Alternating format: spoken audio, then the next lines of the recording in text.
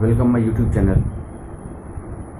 आज हम एक बार फिर से आपके लिए उपस्थित हैं।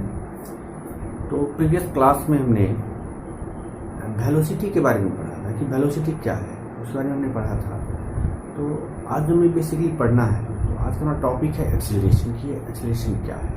तो यह जो एक्सेलरेशन है यह भी वेलोसिटी से ही जुड़ा हुआ टॉपिक है। तो आइए हम समझते हैं कि एक्सेलरेशन क्या है, रिटार्डेशन क्या है और कांस्टेंट वेलोसिटी क्या है। ये डिफरेंट कंडीशन के बारे में आज हमें पढ़ना है। इसमें स्टार्ट करते टॉपिक को, जैसे कि अगर बॉडी अगर मूवमेंट में है, ध्यान देंगे कि अगर कोई भी बॉडी अगर मूवमेंट में है तो ऐसा हो सकता है कि वो बॉडी या तो कांस्टेंट स्पीड में चल रहा है तो उसका वेलोसिटी उसका कांस्टेंट वेलोसिटी हो, या ये हो सकता है कि गाड़ी पहले स्पीड चल रही थी और उसका स्पीड ज़्यादा था, उसका वेलोसिटी ज़्यादा था, और आफ्टर सम टाइम्स जो वो जो ऑब्जेक्ट है उसका वेलोसिटी कम हो गया। या ये हो सकता है कि पहले उसका स्पीड कम था, वेलोसिटी कम था उसका, और फिर आफ्टर सम टाइम्स उसका वेलोसिटी बढ़ जाता है।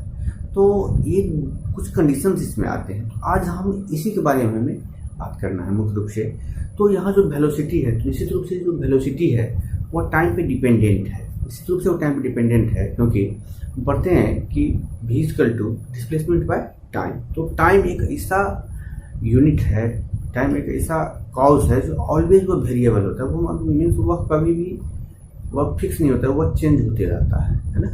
लेकिन जो हमारा जो स्पीड है, जो पर मिनट टाइम का जो हमारा हम जो डिस्टेंस करने का जो हमारी कैपेसिटी है, उसको हम अपने अनुसार उसको हम कंट्रोल कर सकते हैं। उसको हम एक्सीड कर सकते हैं और उसको हम कम कर सकते हैं, घटा बढ़ा सकते हैं उसको। तो इस कंडीशन में आइए हम पढ़ते हैं इसमें यार। तो सबसे पहले कि एक्सेलरेशन क्या है।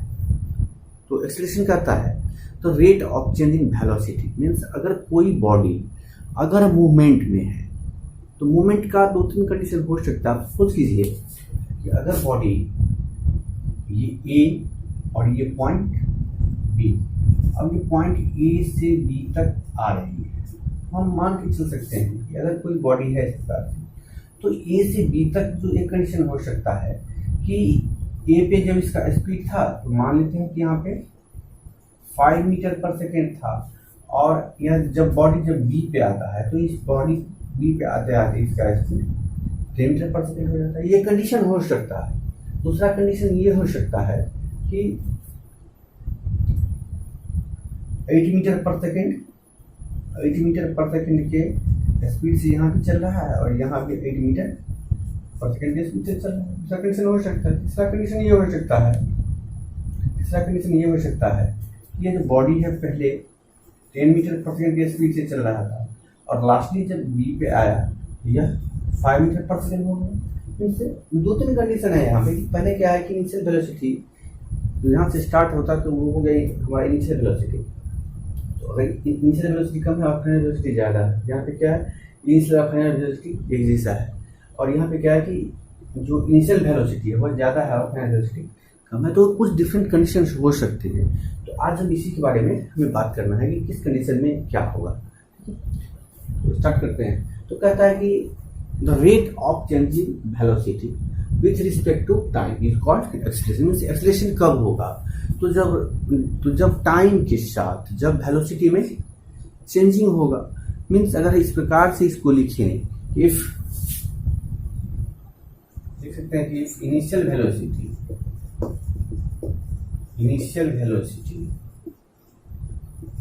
is u and final velocity is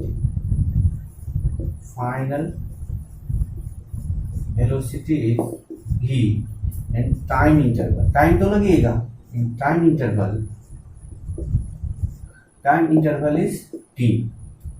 तो अब ये जो कंडीशन है, तो इस कंडीशन में अकॉर्डिंग टू डिफिनेशन है ना, अकॉर्डिंग टू डिफिनेशन हम कह सकते हैं ये जो एक्सेलरेशन है मीन्स एक्सेलरेशन को ए से डिनोट करता है। तो ए इक्वल टू हम लिख सकते हैं यहाँ पे कि चेंज इन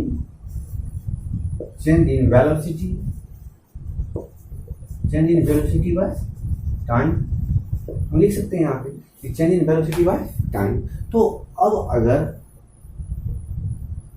अब यहाँ पे दो तीन कंडीशन आ जाएगा हमारा। अब देखते हैं कि 2-3 कंडीशन में क्या है कि कंडीशन फर्स्ट हम लिखते हैं यहाँ पे कि if v is greater than u, means v और u, तो v है यहाँ पे क्या है, तो v है फाइनल वेलोसिटी और u क्या है, तो u है हमारा इनिशियल वेलोसिटी। मीन्स कि अगर फाइनल वेलोसिटी इनिशियल से अधिक है तो इस कंडीशन में देख लेते हैं कि then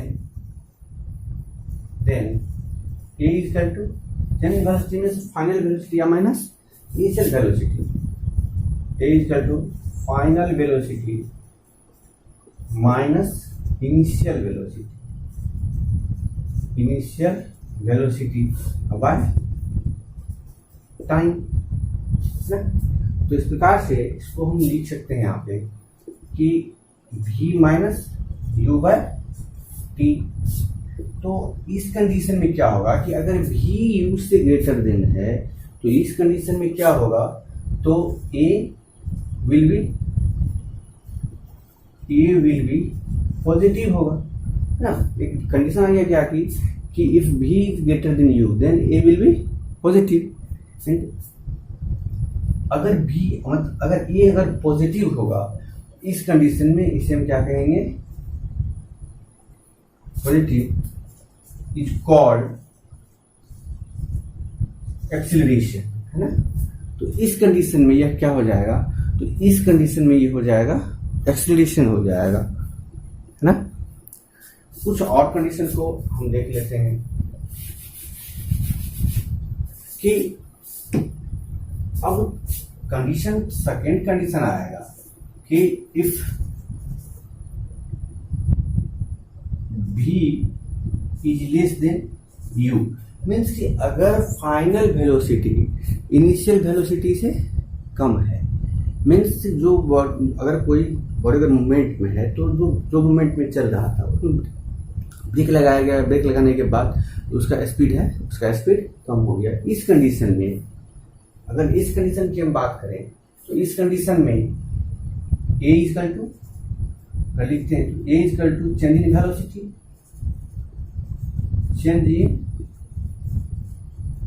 velocity by time. Change in velocity by time जो होगा तो फिर से हो जाएगा हमारा तो final velocity minus initial velocity by time.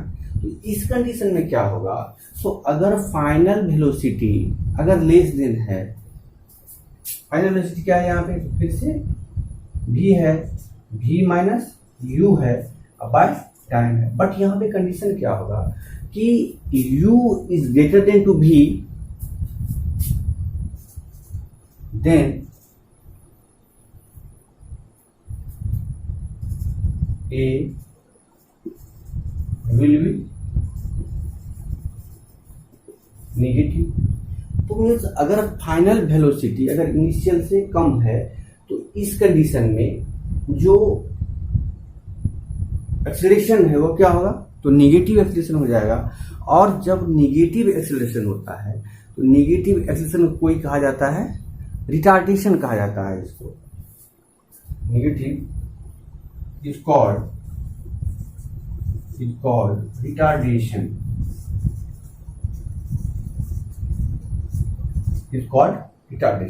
तो यहाँ पे दो कंडीशन आ गया कि एक कंडीशन है यहाँ पे कि अगर फाइनल वेलोसिटी अगर इनिशियल वेलोसिटी से अधिक है, मैक्सिमम है, तो इस कंडीशन में जो ए का वैल्यू होगा, यह ए का वैल्यू होता है पॉजिटिव होगा, और जब ए का वैल्यू जब पॉजिटिव होगा तो इसे हम कहते हैं एक्सीलरेशन। और जो दूसरा कंडीशन आया हमारा, दूसरा कंडीशन में क्या है कि फाइनल वेलोसिटी इनिशियल से कम है, मीन्स इस कंडीशन में जो चेंज इन वेलोसिटी आएगा तो वह आ जाएगा हमारा नेगेटिव आएगा, तो जो एक्सेलरेशन है वह भी नेगेटिव होगा। तो जब एक्सेलरेशन जब नेगेटिव होगा तो नेगेटिव के कंडीशन को ही रिटार्डेशन कहा जाता है। ठीक, तो ये हमारा दो कंडीशन हुआ। और तीसरा कंडीशन की अगर बात करते हैं तो तीसरा कंडीशन में एक कंडीशन हो सकता है कि if v equal to u, ये मीन्स अगर फाइनल वेलोसिटी अगर इनिशियल वेलोसिटी के इक्वल है, इस कंडीशन में if final velocity is equal to initial velocity, then a is equal to v minus u by t is equal to 0 by t, means 0 होगा। तो means अगर final velocity अगर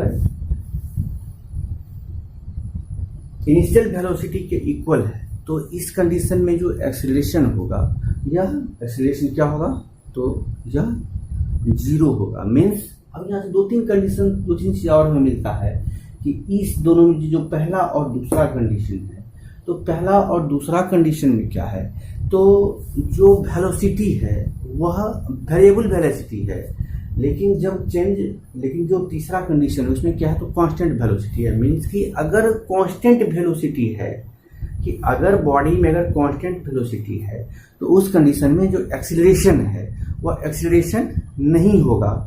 तो कब होगा एक्सीलरेशन, जब बॉडी नॉन यूनिफॉर्म वेलोसिटी में है। मीन्स अगर जब उसका वेरिएबल वेलोसिटी है, या तो उसका वेलोसिटी बढ़ रहा है या फिर उसका वेलोसिटी घट रहा है, तो उस कंडीशन में उसमें एक्सीलरेशन और रिटार्डेशन होगा। लेकिन जब बॉडी कांस्टेंट वेलोसिटी में होगा तो उसमें एक्सीलरेशन और रिटार्डेशन नहीं होगा। मीन्स उसका जो एक्सीलरेशन होगा उस कंडीशन में, उसका एक्सीलरेशन 0 हो जाएगा।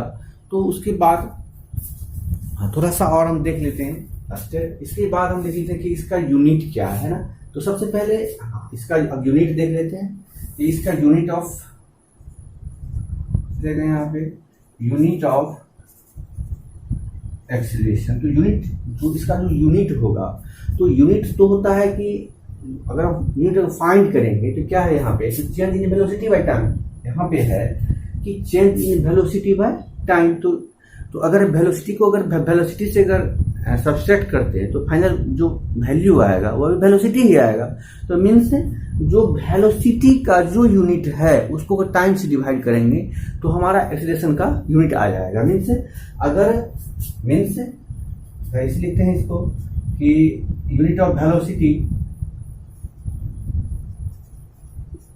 Unit of velocity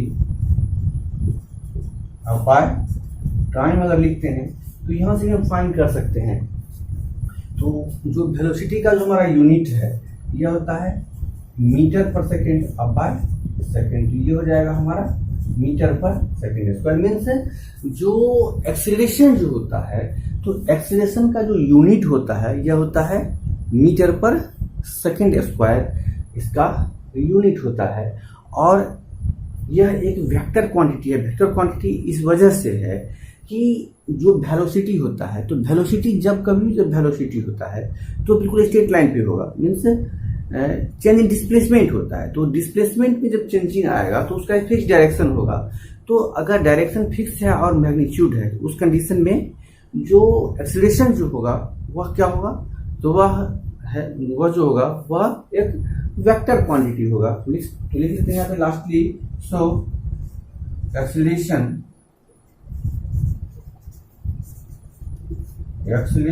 is vector quantity, है ना, क्वांटिटी। तो ये था आज का हमारा टॉपिक, एक्सीलरेशन का टॉपिक था। तो मैं आशा करता हूँ कि आपको समझने में कोई प्रॉब्लम नहीं हुई होगी इसमें।